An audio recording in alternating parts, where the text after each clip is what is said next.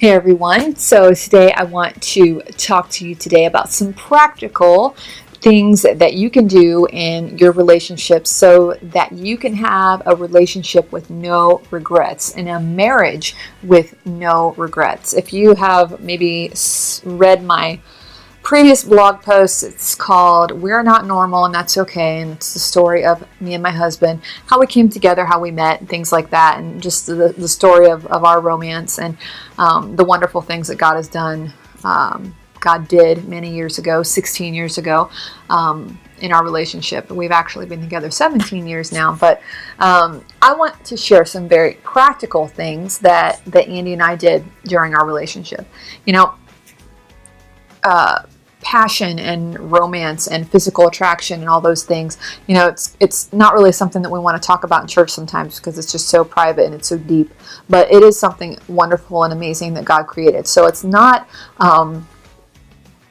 something that when we feel it, we have to feel guilty that we feel it. But what we do have to decide is how we're going to respond to it, how we're going to deal with it. God made us man and woman. Genesis chapter 2 tells us that God made us man and woman to fit together, and that it's God's will that man not be alone. He created this helper, this woman that comes and fits him perfectly like a tongue and groove, and that's the way God made it. And He made us to be intimate, but He also made us to be intimate within a covenant, and that covenant is forever. So you can know that it's God's will for you to be married. It's also God's will for you to stay married. It's God's will for you to be happy and healthy and to be able to teach your children that this is how biblical marriage looks. It doesn't mean that there's not restoration and forgiveness for the past. It means that today is a new day and that you have the opportunity to create a healthy cycle of relationships so that you can go into your marriage. You can show your kids how to go into a marriage where you're not carrying baggage and hurt and pain and scars from the past. And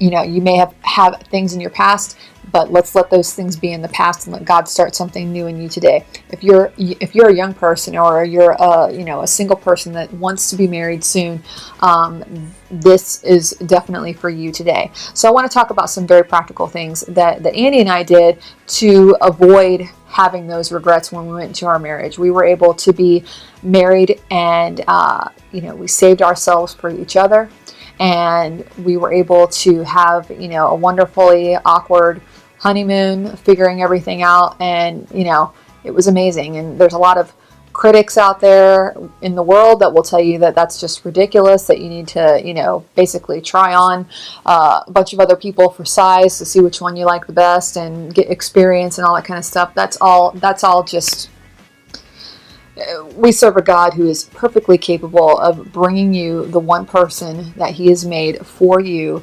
and that's made by Him, and He doesn't make mistakes in that area. And so, so what if you have to fumble through it? You fumble through it together, and it's amazing and it's wonderful. So if you're in a relationship today, I want to give you a few practical things that you can do to save yourself the heartache and the pain of going into your marriage, regretting things that you may have done in the past,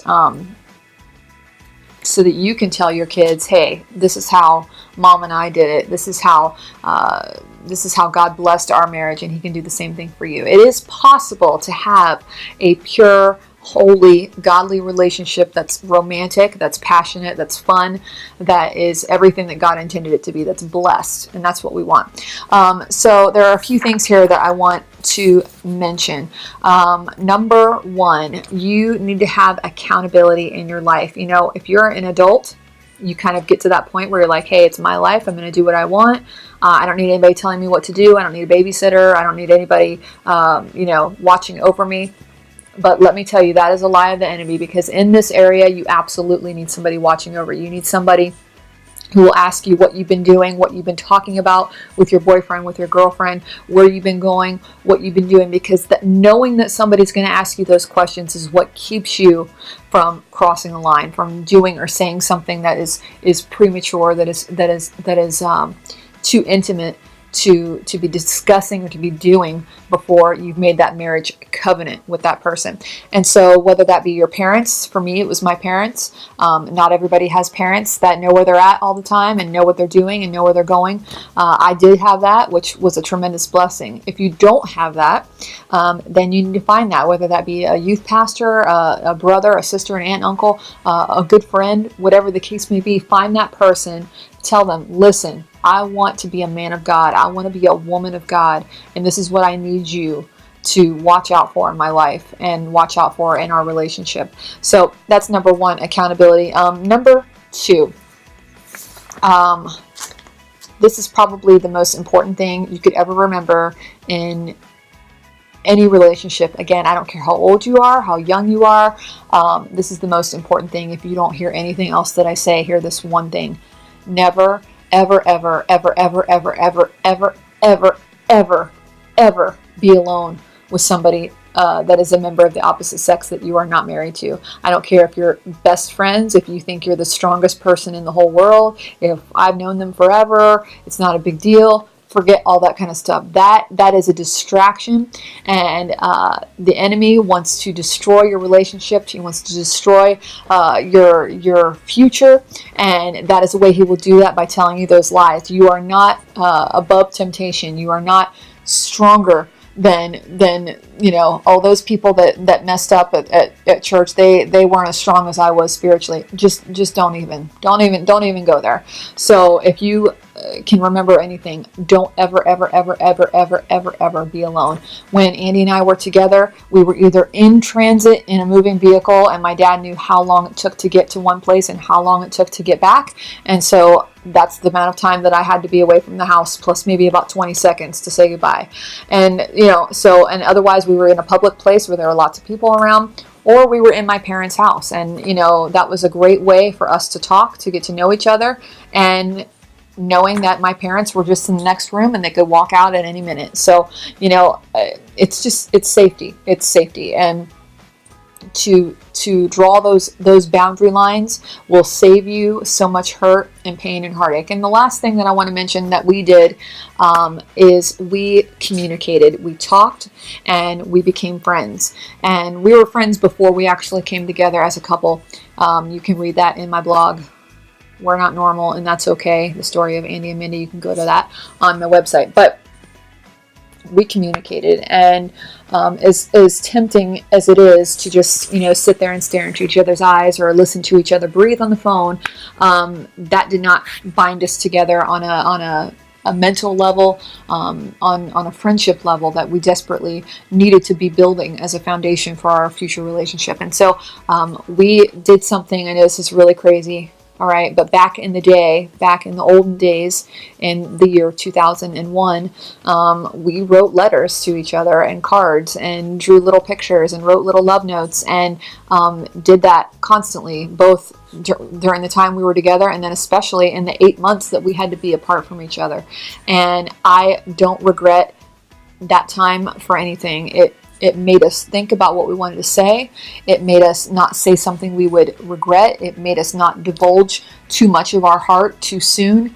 And it's a tangible treasure that we have to this day. That box is of letters and cards that I wrote to him and he wrote to me are in a box in my closet that I can access anytime I need to, and we pull it out regularly. And I'll be able to give that to my children. So if you're in a relationship, just forget the texting, forget the late night texting and the late night phone calls. Just put your thoughts down on a piece of paper. Think about what you want to say. That's the other thing about talking on the phone, or especially when you get tired and it's late at night, you're just kind of setting yourself up to say things that you don't need to say, things that only married people should say to each other. So I hope that some of these basic tips will preserve your relationship, will preserve your purity and your holiness and your walk with God. Because as believers, we don't need to have in the church, we don't need to have the same divorce stats and the same premarital pregnancy and all this we don't need to have the same statistics as the world. We need to come out and be separate, and the only way we can do that is to take the steps that we need to take in order to position ourselves to be holy and to be pure. And God will bless you. It doesn't mean it's always easy. It doesn't mean it's always,